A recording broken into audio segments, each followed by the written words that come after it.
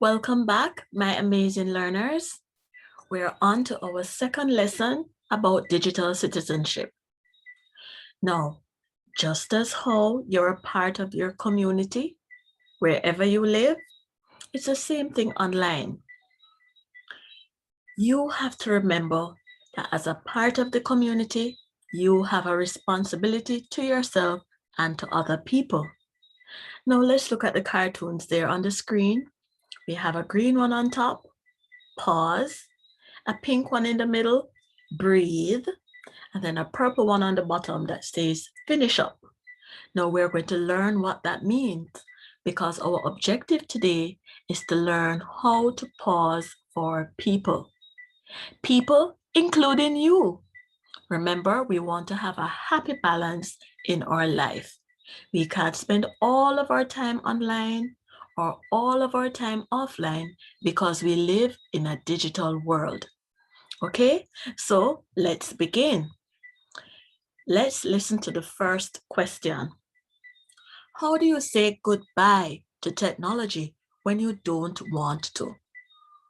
Sometimes mommy or daddy, big brother, big sister, grandma, grandpa, somebody who is in charge of you will say, get off the phone now, stop watching TV now, go and do your homework, or go and do your chores or something else. Get ready for school, go to bed, whatever it is.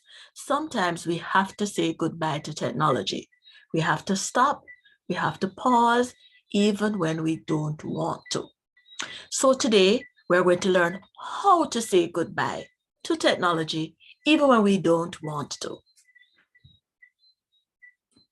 Here we have someone watching the TV and someone else is saying time's up. Can you imagine how he feels? Do you think he felt frustrated or annoyed? I would feel that way sometimes. Pause. What does the word pause mean? It means to stop what you're doing or saying. Device. What does that word mean again? It means an electronic piece of equipment like a phone, tablet, or laptop. Let's watch this video. Technology is so cool. I love playing games, watching funny videos, and learning new things. Sometimes it's hard for me to say goodbye to my device, especially when I'm having so much fun. But I followed 3 simple steps. Pause, breathe, finish up. Now you try. Pause, breathe, finish up. Let's try that again, but this time a little faster. Pause, breathe, finish up.